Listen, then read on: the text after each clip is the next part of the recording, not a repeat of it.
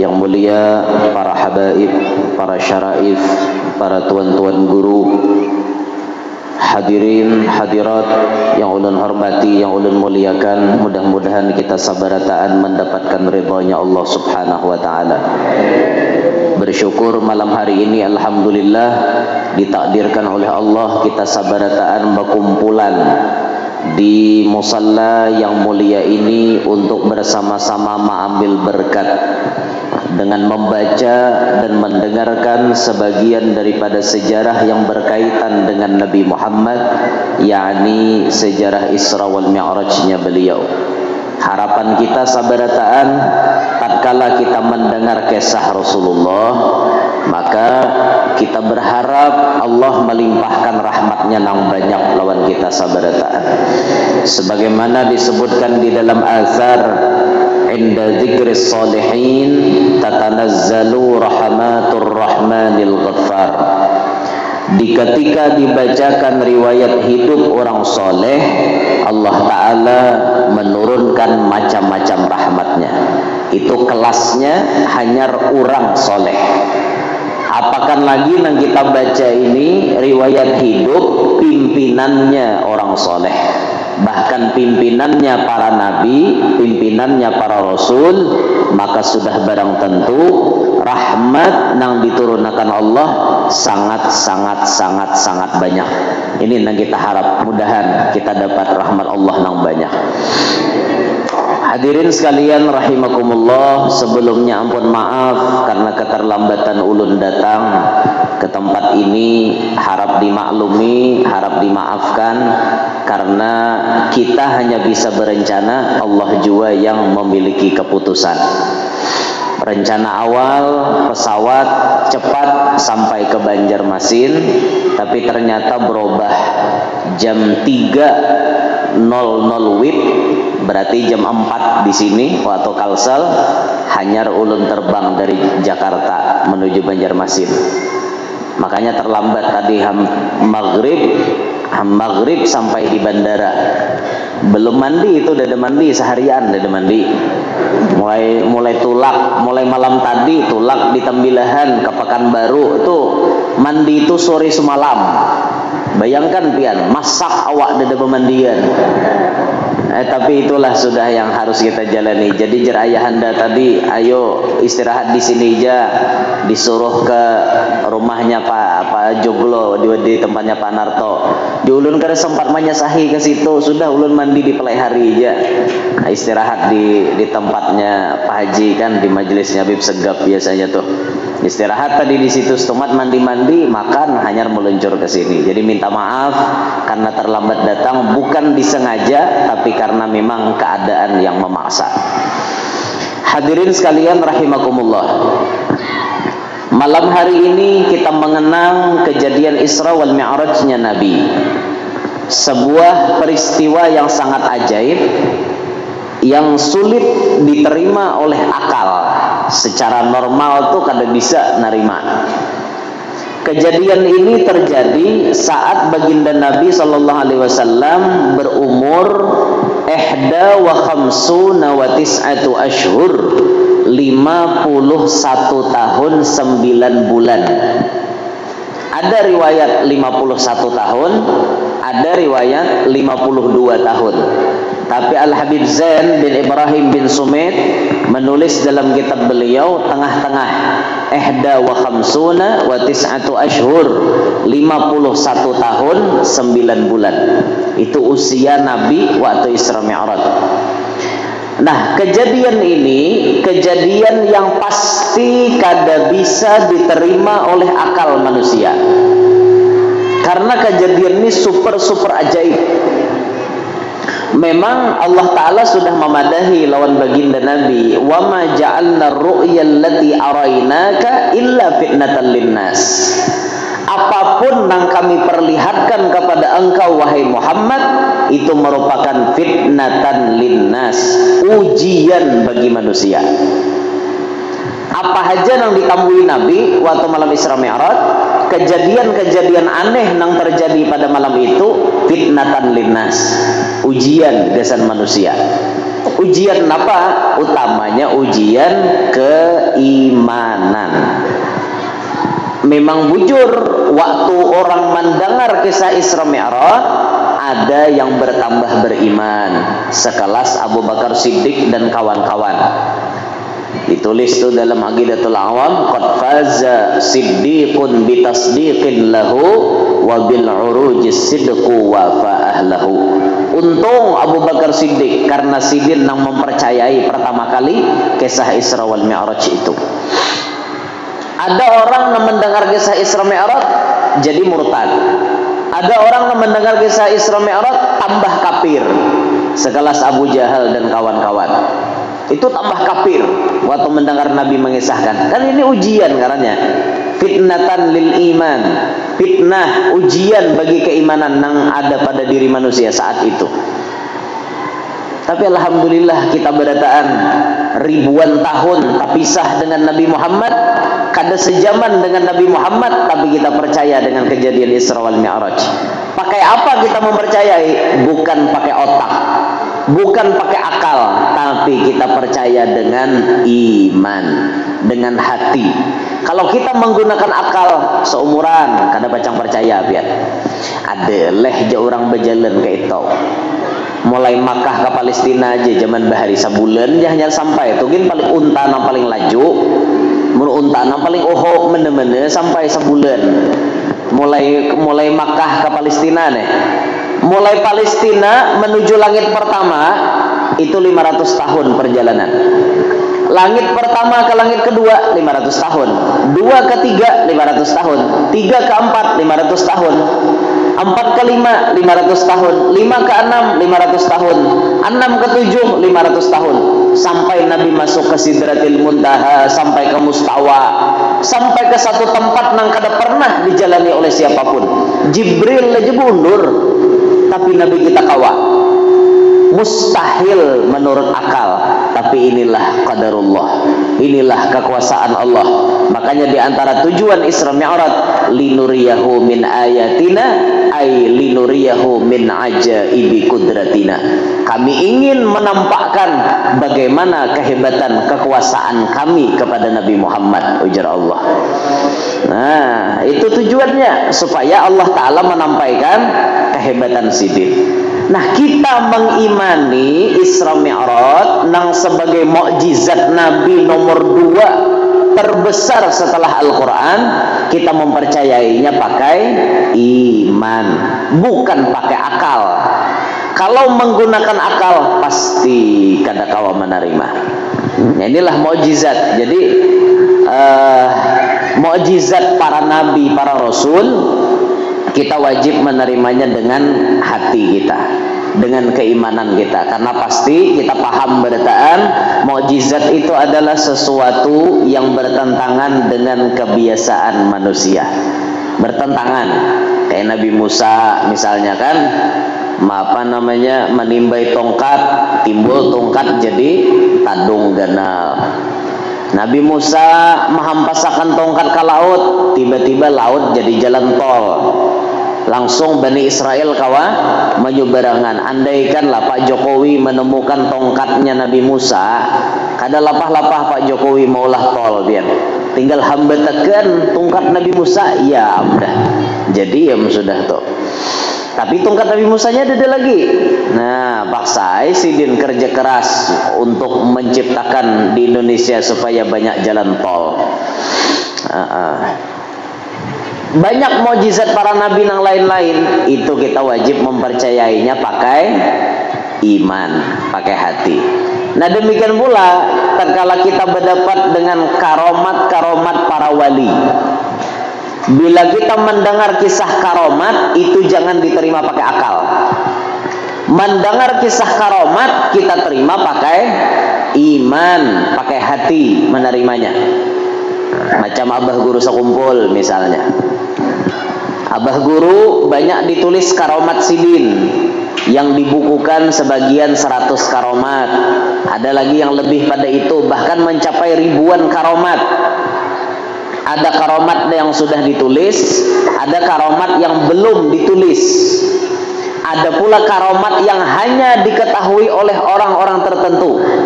Nang sidin kada mau mengisahkan ke sembarang orang. Ada karomat-karomat abah guru yang disimpan rapi oleh orang-orang tertentu, kada kawa dikisahkan ke orang banyak. Kada kawa. Hanya orang-orang tertentu yang tahu. Banyak karomat sidin. Nah, kita waktu mendengar karomat sidin menerimanya pakai iman, pakai hati. Contohnya apa? Sidin turun ke tanah, didatangi oleh orang-orang di Martapura. Kayak apa nih Ari karena mau hujan, tolong guru doakan supaya Ari mau hujan. Sekalinya abah guru turun, digoyang sidin pohon pisang di halaman, diguyang pohon pisang, naik sidin ke rumah, hujan labat. Kan aneh, mengguyang pohon pisang tapi hujan. Coba kita guyang pohon pisang, nah ada pisangnya nah mati, rabah karena guyang, hujannya mah gak ada. Ini lain, goyangan orang wali lawan goyangan orang lali lain. Kita ini masuk lali ngarannya, lali hanyut lawan dunia kita nih. Nah ini kita menerimanya pakai akal kah, pakai iman kah? Pakai iman kita menerimanya. Masa mengguyang pisang kawa hari hujan, kan lucu. Ada ini karomat ngarannya. Waktu haul datuk kalampayan di dalam pagar kan banjir aja. Jar panitia, kayak apa nih abah guru, acara ini ditunda aja kah, kenapa kah? Mun banjir kayak ini kan orang kada kau datangan. Jadi jar sidin apa? Acara tetap dijalankan. Malamnya banyu surut turun banyu berataan. Kawa jamaah dudukan, kawa jamaah datangan. Bulik abah guru, banjir pulang bahasa. Nah, rupa-rupanya banyu cuma mahadangi sidin. Banyak karomat sidin. Orang tataguk jarum pintol. Tuh di Binuang kan kejadiannya. Nang tataguk jarum pintol. Tataguk pintol tanyaman sedikit biar. Ini tataguk jarumnya nah. Tataguk pintol gitu, yo kabung kelenan. Ada nang gegempengan. Tataguk marikok langsung guk tataguk kadanya nyamanan.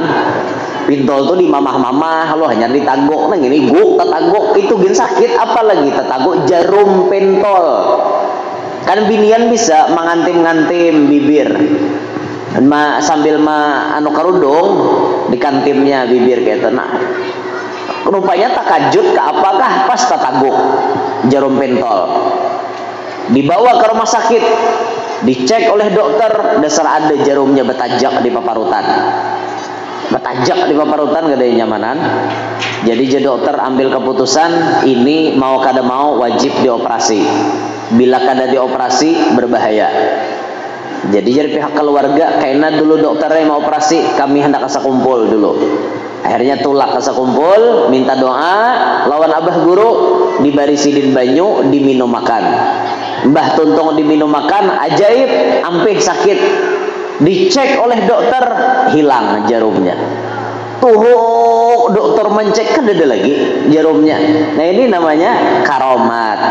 Karomat orang wali wajib kita terima pakai iman, bukan pakai akal. Pian pakai akal seumuran kada bacang percaya. Habib Soleh Tanggul itu kan terkenal doanya secepat kilat. Pian membaca manakib Habib Soleh Tanggul, amun pakai akal menerima kada bacang percaya. Banyak gawian-gawian Habib Soleh Tanggul yang di luar nalar manusia. Contohnya apa? Sidin batamuan dengan Habib Hadi Al-Haddar Banyuwangi. Itu sahabat akrab, kawan akrab Habib Soleh Tanggul. Jar Habib Soleh Tanggul, antum jangan pergi dulu ya dari rumah ana sebelum antum makan. Itu kebiasaan Habib Soleh, menjamu tamu nang datang ke rumahnya. Amalan Habib Soleh ketujuh menjamu tamu. Bahkan disebutkan pernah dalam manakibnya, Habib Soleh itu bisi amalan menawari tamunya, pian hendak makan apa, request, boleh merequest, pian hendak makan apa, kami ulahkan. Itu amalan Habib Soleh. Ini harus dituruti pian. Karena ciri orang beriman itu ketujuh memuliakan tamu. Man kana yu'minu billahi wal yaumil akhir falyukrim dhaifahu. Siapa yang beriman lawan Allah, beriman lawan hari kiamat, maka hendaklah memuliakan kepada tamu. Sidin memuliakan kepada tamu. Jangan kada paham lawan tamu. Ini tamu datang kada dihormati, tamu datang kada disurungi, luput. Sampai tamu itu kelaparan. Kada paham-paham juga, mengaruh aja berubah mengaruhnya tamu. Baya disuruh istirahat lah tuan rumah, benyaring sidin mengaruh. Lapar, lapar. Mendengar nyambini di sebelah, abah mau aja, dengar ke orang kelaparan sebelah. Tahu aja laki lapar-lapar, kita kada ada beberes, tahukah? Nambari makan nek, kayaknya nyambung, nukar dia mengaruh. Tuh dia nyembini orang juruh nukar, biar kawan nukar memuai kayunya kadada, napa masakin nasi, masakin beres. Mun kayunya kadada, bahari kan bakayo, kada berkumpul gas. Sekalinya ubah pulang mengaruhnya, galager, bisa berubah kayak itu. Itu gara-gara si tuan rumah kada paham. Mestinya mau ada orang datang paham-paham, mai lagi surungi makanan, surungi macam-macam. Pian ulun pernah menemukan satu tuan guru. Sekarang beliau jadi ulama besar, ada di Kalimantan Selatan. Jadi orang ulama besar, muridnya puluhan ribu bahkan. Dulu Mama Sidin miskin, tapi Mama Sidin bisi amalan. Apa amalannya? Bila tamu datang, menjamunya luar biasa. Sampai pernah disebutkan Sidin berjual piring. Sidin berjual piring demi menukar gula gasan menjamu tamu yang datang ke rumahnya. Balasan dari Allah karena Sidin ketujuh menjamu tamu, bahkan tamu yang datang tuan-tuan guru ke rumah beliau dijamu oleh Sidin. Balasan dari Allah, anaknya Allah jadikan ulama besar saat ini. Di Kalsel jadi ulama besar beliau. Masya Allah luar biasa. Mamanya bahari miskin tapi menjamu tamu, wani menjual piring asal kawan nukar gula gasan menjamu tamu. Kan kayak itu orang wan tamu. Gimana jadi tamu pintar-pintar pulang. Jangan mentang-mentang jadi tamu ini adalah raja lo sekahendak seorang. No awak pulang ada begal ngarannya. Nah orang pintar-pintar seikit bertamu ke rumah orang. Apa kalau orang menyurungi hihi gitu orang. Kecuali orang bertawar pian hendak apa nyara bepadah. Ini kan ada macam-macam anu kehendak. Ada kayak extra jus bersusu aja. Macam-macam aku jesidin seumur hidup disuh maulah. Kau jesidin minta nangka itu mengalihi. Jangan sampai kayak itu. Nah, Habib Soleh Tanggul, Sidin menjamu kepada tamu. Habib Hadi, ente jangan pulang dari rumah anak sebelum ente makan ya. Apa jawab Habib Hadi? La ya Habib. Ndak. Saya ndak mau makan. Saya nanti makannya di acara nikahan aja. Kan saya mau pergi nikahin orang. Saya makannya di sana aja. Oh, ndak bisa, Bib. Ndak bisa. Ente harus makan di rumah anak. Nanti kalau ente ndak makan, Bib, hujan deras loh, Bib, di luar. Masa kata Habib Hadi, itu matahari lagi panas-panasnya, ndak mungkin lah hujan. Hujan, Bib, ujar Habib Soleh. Hujan, Bib. Kalau ndak percaya antum turun aja. Antum keluar dari rumah saya, antum keluar, pasti hujan lebat, Bib. Ya sudahlah, saya pamit ya, Bib ya. Pamit keluar. Pas sudah keluar, pakai sandal, hujan, sing lebetan. Hari panas langsung hujan lebat, Pian. Itu kontan karamatnya Habib Soleh Tanggul. Langsung hujan lebat. Duh, Soleh ya Habib Hadi. Ente ini menghalangi perjalanan saya. Ndak bisa dibiarkan ini. Habib Hadi bisi selendang di bahunya, diputar Sidin selendang. Wah, putar Sidin beberapa kali, aduh hujan, timbul matahari. Wih, ya Habib Soleh, akhirnya ente keluarkan juga simpanan ente. Itu rame orang-orang wali begayaan kayak itu. Orang wali begayaan pakai karomat. Kita begayaan sandal kawan dipatah. Ada rame lalu. Itu orang wali biar la haula wala quwata illa billah. Luar biasa orang wali. Itu Habib Soleh Tanggul tuh biar. Pernah dihadapkan kepada Habib Soleh kakanak bisu. mulai lagi halus sampai ganal kada bisa bepandir. Padahal abahnya ni memusuhi lan Habib Soleh Tanggul. Abahnya ni kada katuju wan Habib Soleh. Tapi lihat di kebaikan Habib Soleh, mengamalkan ahsin ila man asaa ilaik. Berbuat baik kepada orang yang berbuat jahat. Nyaman disambat tapi ngalih diamalkan. Berbuat baik lawan orang nang berbuat jahat. Nyaman disambat tapi ngalih diamalkan. Apalagi kelas-kelas bibinian. Bibinian itu dendamnya sedikit kuat daripada laki-laki. Jadi kalau sudah dapat masalah, bibinian itu berikit dalam hati, itu jadi mamangnya. Disambatnya terus. Bila laki suatu salah, kena keluar pulang. Bila memamai dudi keluar pulang. Memamai dudi keluar pulang. Itu coba ditarapuan mandai tiwadak atau keluaran. Itu bibinian memang kayak itu. Model kayak tersimpan di otak kecil nih nah, dilaporkannya masuk ke dalam hati ini, masuk di sini tak keluar di muntong, sambat pulang, sambat pulang, sambat pulang. Kayak itu tuh bibinian. Orang bibinian ini jangan kayak itu dipandang lalakian tuh nah, laki seorang ini banyak salahnya, banyak baiknya kah? Itu orang. Masa kami sebagai laki-laki salah melulu di mata Anda? Kita berubah bahasa datang di Jakarta. Kalau di Tembilahan kan bahasanya Melayu, Sapaleh itu Melayu. Ulun mengerti ya. Jadi Mbah No ada layau ke bahasa Melayu Jawa Pandir tuh. Tak payah banyak lah makanya sikit-sikit je ya di sana. Ya bahasa Filipin di sana tuh. Tak payah banyak lah aja. Sini aku tengok. Wah, kok makannya tak banyak? Tak payah lah aja. Tak payah tuh kada usah lah bahasa kita gitu. Tak payah lah. Sikit-sikit je aja. Nyambat sikit-sikit sikit-sikit je. Ramai juga jualan. Sawat sebulan diam di sana bisa Melayu beli ke kampung. Allahu Akbar. 10 hari lah ulun di sana 10 hari. 10 hari itu. Cuma kada kau bebini yo, Bang. Soalnya bini menyusul nanti hanya beberapa hari di sana datang dan cungkong orangnya nanti aku kada kawa berpisah pian jar. Oh my jualan dinto jahate ayo kada kawa berpisah artinya ulun tuh paham bini ulun sayang lan ulun kayak itu nah. Aduh iya benar. Jadi dah kembali ke kisah tadi. Bibinian nih kada bisa mikirkan baiknya laki itu kadang-kadang tahu jahatnya aja nanti timbul. Orang pikirkan bibinian nih masih banyak kebaikan laki lawan seorang. Masih banyak. Sebuting dia kesalahan laki ini sebuting. Bebini daripada itu aja salahnya. Himbat menggerunom kan kayak apa? Aku guru wae jurang mau urusan kada berduit, aku masih bisa bersabar. Urusan hutang laki aku masih bisa bersabar. Bahkan aku rela menjual gelang kesayanganku demi membayar hutangnya suami. Tapi kalau urusan aku di madu, aku tak bisa terima, guru. Keras bibinian garis keras kadang-kawa. Bahkan wani menyuruh laki kadang-kadang, wani pian hendak bebini, silahkan hendak bebini, tinggal tunjuk ya Pak.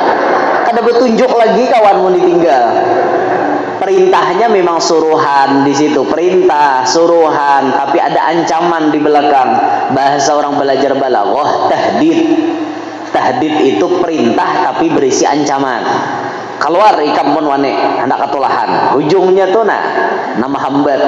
Pilih aja binian nak kawin nama nakah, tapi ingat tinggal tunjuk pian. Tinggal tunjuk, bahaya Pak. Atau pian guring kan aku tatak nak ada tuh. Amun nak ada tuh ditatak mana berharga lagi. Biar sugih mungkin ada pakai nginto parai. Nginto amna iyanya. Pian jangankan nginto kada ada aja tapi kada mau caget dah kada payo lagi. Makanya kan ada tuh di YouTube dibagi amalannya supaya cagat tuh ada. Itu harus diamalkan makan hintalo ayam bajarang, ayam kampung selama 7 hari. selama 7 hari saban subuh sebelum makan apa-apa pian makan hintalu ayam bejarang, ayam kampung.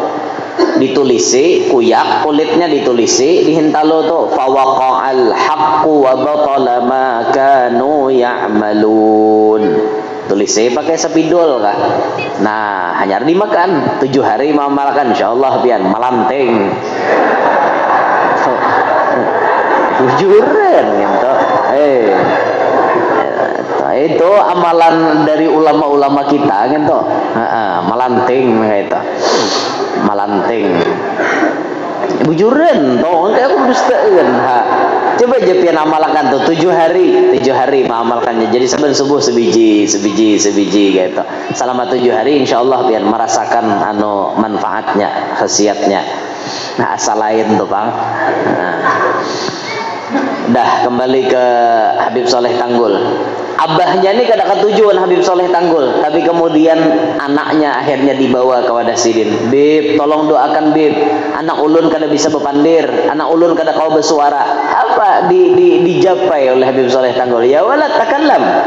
Anak berbicara sekarang juga. Langsung bepandir biar. Kan ada di apa-apa langsung bepandir ikam. Langsung kawannya abah, mama, nenek, kakak macam-macam disambat. Bisa bepandir langsung. Bayangkan kontan karamatnya. Banyak pian karamat Habib Soleh Tanggul tuh. Ada orang Cina datang ke wadah beliau. Dagangan orang Cina ini kada tapi payo. Datang ke wadah Habib Soleh, diusulkan oleh kawannya. Tuh kamu minta doa kepada ulamanya orang Islam.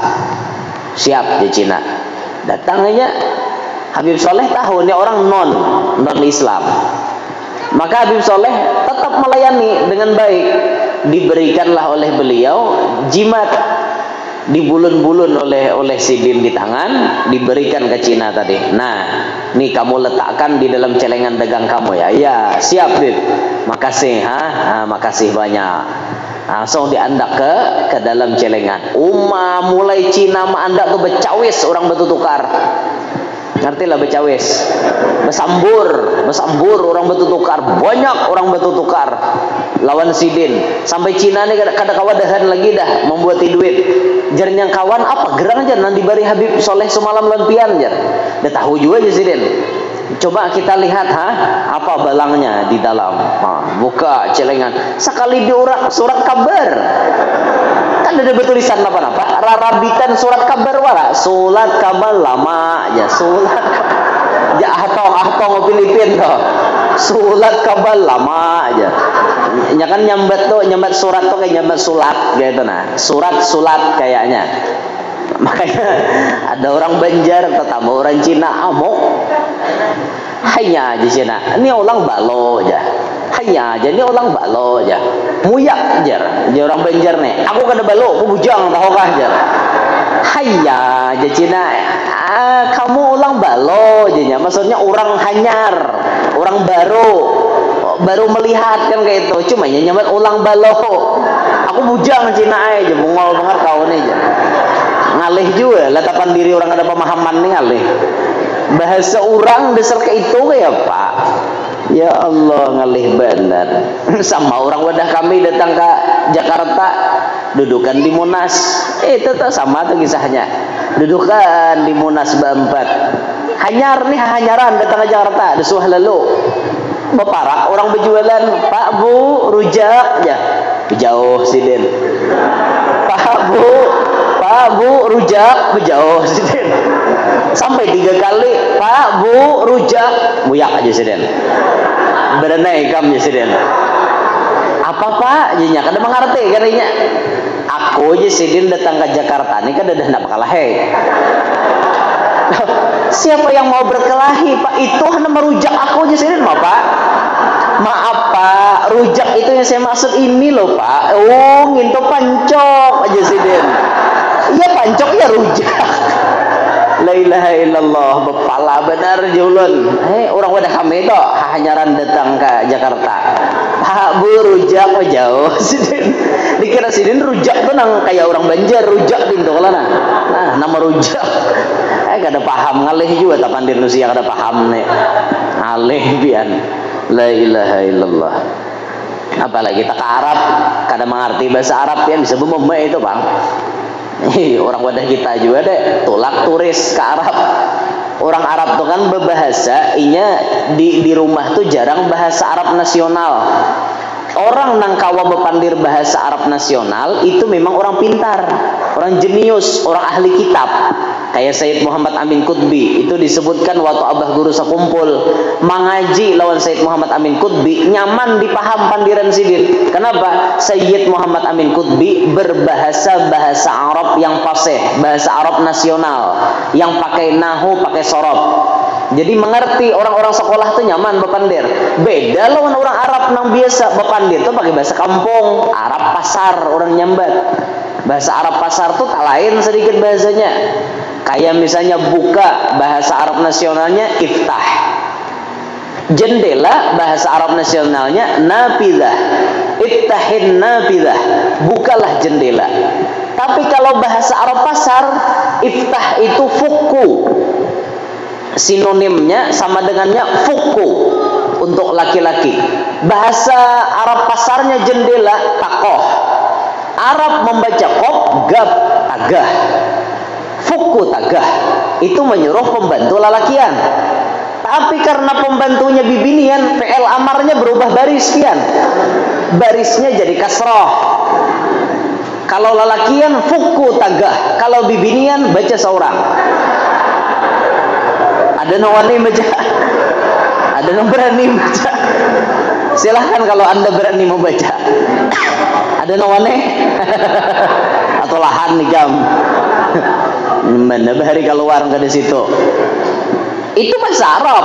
Orang Banjar hanya datang. Jadi ya ummah aja. Fuk tagah. Nyebu baris banglah ulun kuliah barisina. Supan. Fuk tagah. Bemamai bungol lirap kau najar. Ma aja Arab bungol jenya. Nyembati Arab bungol. Ma aja Arab, ma aja apa? La adri. Aku kada tahu aja Arab apa. Ma aja bingung Arabnya. Kenapa bibin ini? Maka bememai habang muha sedikira bibin ini menyembati ampunnya tagah. Aku rapai aja hanya malarap semalam tahu aja. Bungol banget situ jar.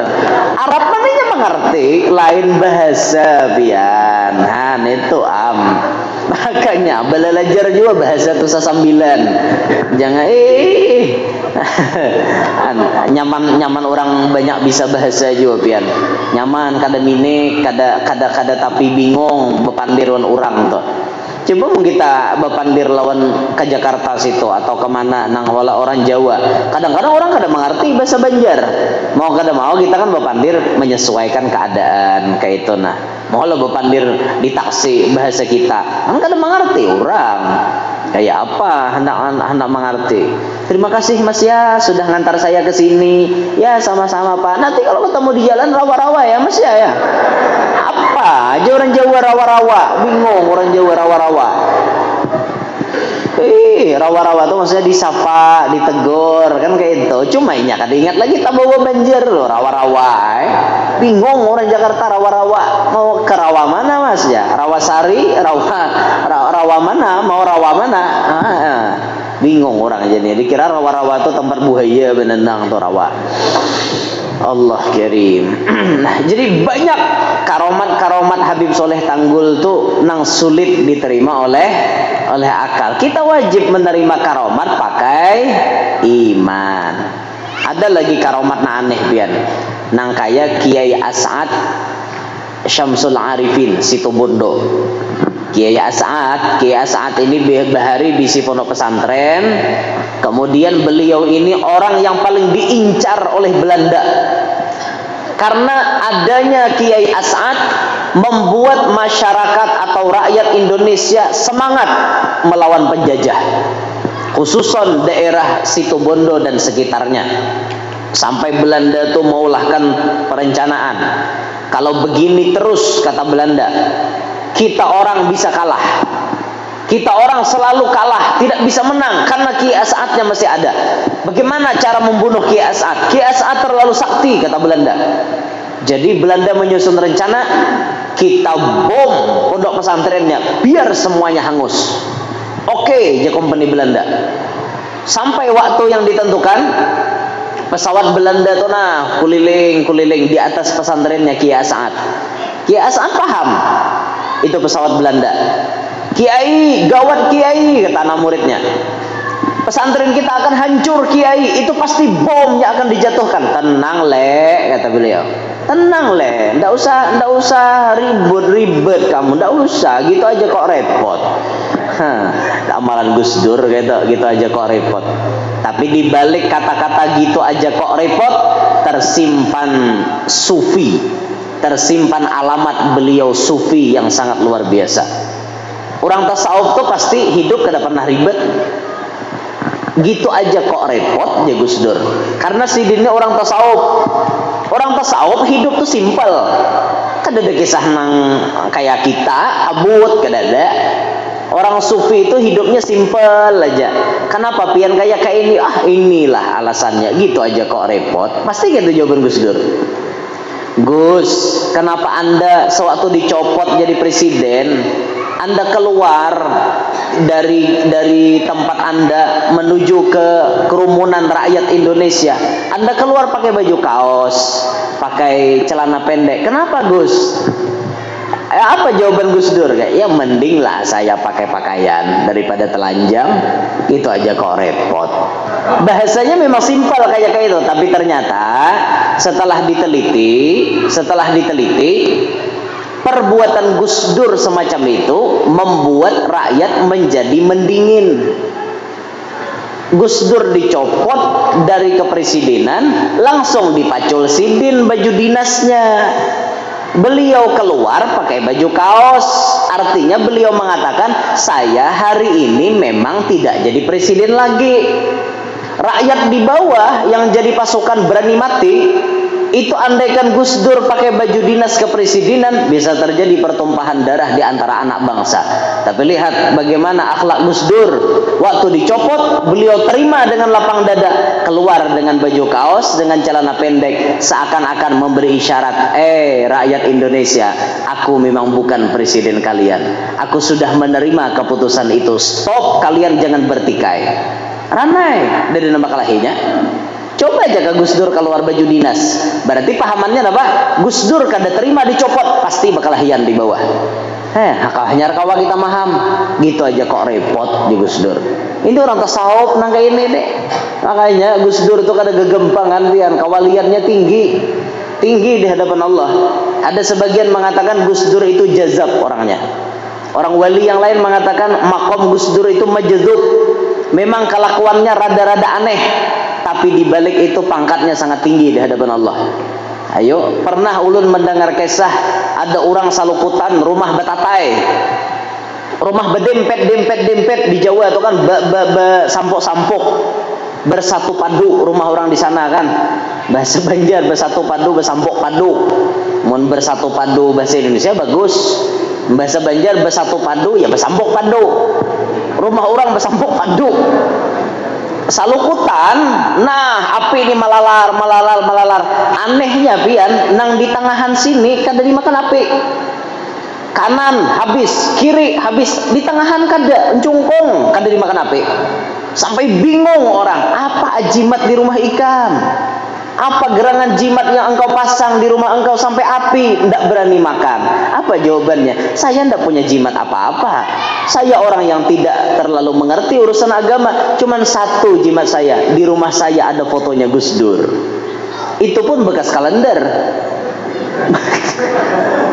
Itu dipajangnya, ya Allah, dengan rasa ta'zim memajang foto Gus Dur, ini waliullah, ini orang hebat, dipajangnya. Akhirnya Allah selamatkan rumahnya dari kebakaran berkat fotonya Gus Dur ada di rumah. Ayo, hebatnya. Nah, jadi yang belum punya foto Gus Dur di rumah bisa dibeli atau dicetak. Nah, niat mengambil berkat Gus Dur kayak itu. Bagus kayak itu pian. Nah, dah. Mana kisahnya tadi? Kiai As'ad tadilah. Jadi waktu itu kan Kiai As'ad, ndak usah takut, ndak usah takut. Biarkan Belanda ngebom pesantren kita. Ndak usah takut, Gimana Kiai? Nanti hancur loh Kiai. Ndak apa-apa, biasalah jadi Kiai As'ad. Dasar diturunkan Belanda bom. Nah, turun, bejurut bom turunan. Dikira Belanda pecah hancur. Bila bom turun diucapi Ki As'ad, semangka le, Presiden. Sampai ke tanah semangka nang gugur. Turunkan Belanda pula semangka le, semangka pulang dibalah oleh santri, dimakani malah semangkanya pian. Ayo bayangkan, bom bisa berubah jadi semangka, masuklah di akal kita. Kan masuk. Hadhihi karamah. Ini karamat. Ini wajib diterima pakai iman, karena bisa diterima pakai akal. Masa aja mana-mana pang ada bom jadi semangka. Kan percaya kan deh, kan usah bingimet. Nah itu kan usah kekerasan. Pokoknya Sidin berucap kayak itu, beyetak diguguri Belanda bom semangka le aja Sidin. Langsung jadi semangka. Dan situ Bondo gaya-gaya Maduranya ada kan semangka le aja. Langsung tok gugur semangka, dibelah oleh santri, dimakan nih, bom dimakan kayak babian. Ayo saktinya orang situ Bondo. Itu Kiai As'ad Syamsul Arifin, Masya Allah, luar biasa biar. Pernah suatu hari Kiai As'ad itu kangen dengan Kiai Hamid Pasuruan. Sidin ini bersahabat akrab. Kiai As'ad Syamsul Arifin bersahabat akrab dengan Kiai Hamid Pasuruan. Sampai turun habis sholat subuh, Kiai As'ad berucap kepada anak muridnya, "Le, kok aku kangen ya Le dengan sahabatku Hamid Pasuruan." Nggih, Yai, nya orang-orang jadi santri di Jawa itu kan takzimun paguruan. Nggih, Yai, nggih. Itu terus toh. Beda lawan kita lah, kita kada tapi takzim. Orang-orang di Jawa itu kalau sudah kiai lewat, nah tunduk kayak ini. Ada bahkan nang bedungkung, dasar bujur-bujur badan dah, nah dangkung ditajak kayak itu. Saking hormatnya dengan kiai. Berdiri, tapi merendah lagi, nah kayak itu. Saking hormat benar lawan kiai. Itu orang-orang di sana lah, takzimnya dengan tuan guru itu luar biasa. Bahkan di Madura itu ada tradisi, setiap anak kecil, anak-anak halus, bila bersalaman lawan habaib, bersalaman lawan tuan guru, diunjuki abahnya duit. Walaupun duitnya tuh halus, 5.000, 10.000. Nah, nanti kalau kamu salaman sama Yai, kamu kasihkan ini ya nak ya.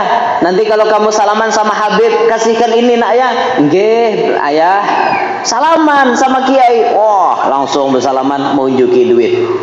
Itu salah satu habaib, Habib Hasan bin Ismail Al-Mahdar, waktu beliau datang ke Madura, disalami oleh anak halus kelas 2 SD, kelas 3 SD gitu. Bersalaman non Habib mau unjuki duit, kalau nggak salah 5.000 atau 10.000. Ndak usah Pak, ndak usah, anak sampean ngasih saya hadiah, ndak usah. Beb, mohon diterima Beb, ini tradisi kami dari dulu. Orang tua kami ngajarkan, kalau kami ketemu dengan ulama, kami ketemu dengan habaib, kami disuruh mengasih hadiah kepada mereka. Ini yang kami tanamkan kepada anak kami, supaya semenjak dini sudah ditanamkan penghormatan dan pemberian kemuliaan kepada para tuan guru dan habaib. Itu orang Madura biar. Dan bahkan kita buka di dalam kitab Bughyatul Mustarsyidin, di bab sodakoh itu, ternyata sodakoh atau hadiah yang paling ganal pahalanya diberikan kepada ahlul ilim 900.000 kali lipat. Bayangkan biar banyaknya. Ada sedekah 10 kali lipat, itu sedekah kepada orang biasa. Ada yang 90 kali lipat, sedekah kepada orang buta dan kepada orang yang sedang kena musibah. 90. Ada yang 1000 kali lipat, itu sedekah kepada kerabat kita, keluarga kita. Ada sedekah 100.000 kali lipat, diberikan kepada mama abah kita. Ada yang sifatnya 900.000 kali lipat pahalanya diberikan kepada al-alim, orang yang alim. Diberikan kepada orang alim 900.000 kali lipat. Nah, makanya orang, sehingga banyak anak-anaknya jadi orang alim, karena ketujuh memberi orang alim. Bukan orang alim hendak minta beri, cuman kita nang berharap berkah daripada mereka, lalu kita memberi gitu, maka pahalanya gendal pulang. Nah, makanya beri orang alim itu jangan sedikit. Nah, banyak beri itu gendal pahalanya pisan. Nah, medahkan warah itu dasar ada dalam kitab nginto, bukan ada incaan. Apakan lagi, nang alim ini luar biasa, dari keturunan Nabi Muhammad diberikan, luar biasa tuh bang pahalanya lah. Nah, beliau rindu kepada Ki Hamid, Ki As'ad neh. Le, kok aku rindu ya le dengan sahabat Ko Hamid Pasuruan. Nggih, Yai. Subuh berucap kada lawas datang Ki Hamid dari Pasuruan. Bisa pian bayangkan, dari Pasuruan ke Situ Bondo, wayah ini jauh, apalagi bahari. Bahari jalan kada nyaman, kendaraan serba kekurangan. Kada ada laju-laju kayak wahine, jalan nyaman, kendaraannya laju. Bahari mana ada? Tiba-tiba Ki Hamid datang. Datang Ki Hamid langsung beragap, bersalaman, beragap lawan Ki As'ad. Duh Yai, kok sampean cepat sekali datang ke sini Yai? Enggak kata Ki Hamid. Itu As'ad, lidahnya jenengan sampai ke Pasuruan. Lidahnya jenengan sampai ke Pasuruan. Enggak lidah saya yang panjang, telinga kamu yang panjang sampai ke Situ Bondo, Hamid. Raminya orang wali puji memuji. Kadanya aku pang naharat ikam naharat, kada ikam naharat. Kan gitu tuh orang wali lah. Barabut artinya sama-sama pada kehendak mulia. Ki Hamid mendengar Ki As'ad berucap. Ternyata Ki Hamid berucap, suara engkau wahai As'ad sampai ke Pasuruan. Kada aja Ki As'ad, telinganya sampean sampai ke Situ Bondo. Kan raminya kayak itu tuh, saling puji memuji. Ini yang kita kehendaki di kalangan ulama. Jangan bahasa sambatan, jangan bahihinaan. Ini sama pada ulama sikut-sikutan, sama pada ulama betitinjakan. Napa umat hendak baik, tuan gurunya aja behuwel. Napa hendak baik? Orang nah lihati supaya anak murid baik macam apa? Kita berdahulu baik.